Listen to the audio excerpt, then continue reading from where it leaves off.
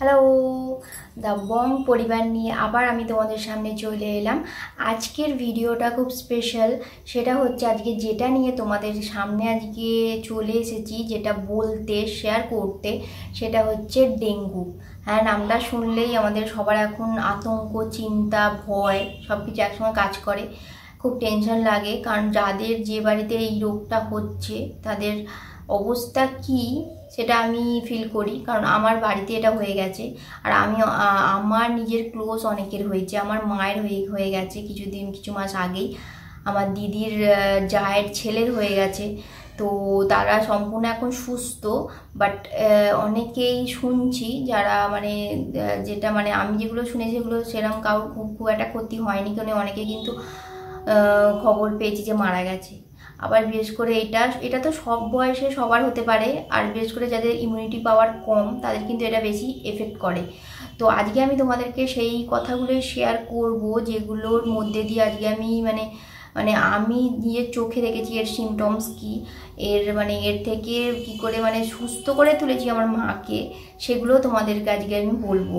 আমার ভিডিওটা আজকে পুরোটা দেখো আর একটু শেয়ারও করো, তাহলে হয়তো যারা জানে না তাদেরকে জানাতে পারবে, তুমিও হেল্প করবে। কারণ একে অপরের থেকেই আমরা অনেক কিছু জানতে পারি, হেল্প করতে পারি। তো আমার আজকে এখন মাথা এলো, কারণ কয়েকদিন ধরে কয়েকটা ঘটনা দেখে খুব নিজেরই খারাপ লাগছে, যে রিসেন্ট জনের একটা বাচ্চা মারা গেল। তো আরও কয়েকদিন তো হচ্ছে, অনেক হচ্ছে। তো আমিও চাই যে আমার কথাগুলো শুনলে তোমাদের যাতে খুব হেল্প হয়, যাতে যাদের বাড়িতে এগুলো ভগবান করুক না কারোর হয়, হ্যাঁ সেটা যদি কারোর হতে হয় তো প্লিজ এগুলো করো, আমি যেগুলো আজকে বলবো। তো আশা করি নিশ্চয়ই ভগবানের কৃপায় সবাই সুস্থ হয়ে থাকবে। তো যেগুলো বলবো সেটা হচ্ছে, ফার্স্ট হচ্ছে এই ডেঙ্গু মশা। এটা একটা ডেঙ্গুর মানে একটা ভাইরাস ঘটিত রোগ ডেঙ্গুটা। তো এই ডেঙ্গু রোগের বাঘ হচ্ছে ডেঙ্গু মশা। তো এই মশাকে দেখবে পায়ে ছোট ছোট ছিট সাদা সাদা দাগ, এটা বিশেষ একটা চিহ্নিতকরণ বলতে গেলে এই মশাটার। তো আমরা মশা সব জায়গাতেই কম বেশি আছে, কিন্তু আমরা ভাবি যে অনেক জায়গায় যেখানে বেশি মশা আছে সেখানে হয়তো তার মধ্যে হয়তো থাকতে পারে, কি কম যেখানে তার মধ্যে হয়তো নেই, বেশি মশা যেখানে আছে সেখানে আছে। এটা কিন্তু ভুল ধারণা। সব জায়গাতে কিন্তু ধরো যেখানে দুটো মশাও আছে সেখানেও তার মধ্যে একটা ডেঙ্গু মশা হতেই পারে। এটা কিন্তু কোনো কারণ নাই, যেখানে কম বেশি সব জায়গাতেই হতে পারে। কিন্তু আমাদের যেটা করণীয়, আমাদের সবার যেটা কর্তব্য বলতে পারো, করাটা খুব দরকার এখন আমাদের বাড়ির চারপাশে প্রত্যেকে যারা আমার ভিডিও দেখে, প্রত্যেকে যদি তাদের আশেপাশে বাড়ির খেয়াল করো, তো দেখবে কিছু না কিছু জমা জল পড়ে আছে, সেটা আমরা হয়তো দিনের পর দিন পড়ে আছে দেখিনি। কিন্তু এই মশার বিষয়টা হচ্ছে এরা মানে অনেক দিনের জলে কিন্তু জমা জলে কিন্তু বাচ্চা হয় না এদের, পরিষ্কার জলেই এরা ডিম পাড়ে। তো এই ডিমের মধ্যেও কিন্তু এই রোগটা বা এই ভাইরাস থাকে। খুবই সাবধান, বিশেষ করে কিছুদিন আগেই বৃষ্টি হলো বিক্ষিপ্তভাবে, তো কিছু জল মানে অনেক সময় ডাবের খোলায় কৌটোয় জল জমে থাকে দেখবে। তো ওই জলগুলো অবশ্যই ফেলে দেওয়ার সঙ্গে দেখলেই যেন ফেলে দেবে, সে যেখানেই হোক, রাস্তাঘাটে যেখানেই হোক ফেলে দেওয়ার চেষ্টা করো। মানে এই সব জমা জলেই হচ্ছে, আর সেখান থেকেই ডেঙ্গুর মশা আমাদের পরিবারে আমাদের রিলেটিভদের ক্ষতি করে দিচ্ছে। বিশেষ করে বাচ্চাদের, শিশুদের হওয়ার সম্ভাবনা খুব বেশি। আর বাচ্চাদের বিশেষ করে কেন বলছি, যে ওদের এই দেখো না কিছু যেসব মশার ধূপগুলো বেরিয়েছে এখন, যেগুলো তো যতই হোক ক্ষতিকর, বাচ্চাদের ক্ষেত্রে এগুলো ক্ষতিকর। ওদের আমরা বড়রা যেটা সহ্য করবো, ওরা সেটা সহ্য করতে পারে না, কারণ ওদের কাছে জ্বালানোও ঠিক নয়।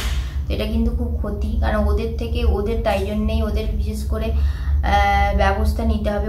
বাচ্চাদের ক্ষেত্রে যেসব বাড়িতে বাচ্চা আছে সবার ক্ষেত্রে, বয়স্কদের ক্ষেত্রেও কিন্তু এটা হতে পারে। আমি আজকে তোমাদেরকে সেই সব সিমটমসগুলো বলবো যেগুলো আমার মায়ের ক্ষেত্রে যেগুলো আমি দেখেছি। সেটা হচ্ছে ফার্স্ট যেটা দেখতাম যে প্রচণ্ড জ্বর হয়ে গেছিলো, টেম্পারেচার অনেক বেশি ছিল, প্রচণ্ড গায়ে ব্যথা হতো, মাথায় গাঁটে জয়েন্টে ব্যথা, হ্যাঁ মানে জয়েন্টে ব্যথা খুব বেশি হতো। চোখের এইখানে এই পেছনের এখানটা খুব ব্যথা হতো, বমি হতো। আরও কয়েকজনের আমি শুনেছি, যেটা আমার মায়ের হয়নি বাট আমি শুনেছি, সেটা হচ্ছে রক্তক্ষরণ, নাক দিয়ে দাঁতের মাড়ি দিয়ে কিন্তু রক্ত বেরোতে পারে। এগুলো সাধারণত সিমটমস এই রোগের। আর অনেক সময় দেখবে যন্ত্রণা হলে প্যারাসিটামল খাওয়াটা ঠিক আছে, প্যারাসিটামল খাওয়া যেতে পারে, কিন্তু ওই পেন কিলার জাতীয় ওষুধগুলো একদম খাওয়া যাবে না। কারণ পেন কিলার কিন্তু অনুচক্রিকার সংখ্যা কমিয়ে দেয়। অনুচক্রিকা, প্লেটেড, এগুলো এই সময়টা ডাক্তারদের কাছে গেলেই দেখবে এইটার টেস্ট করতে দেবে প্লেটলেট কত। তো 1.5 লাখের কম হলে কিন্তু একটু ভয়ের চিন্তার ব্যাপার হয়ে থাকে, কিন্তু 1.5 লাখের বেশি রাখার সবসময় চেষ্টা করবে।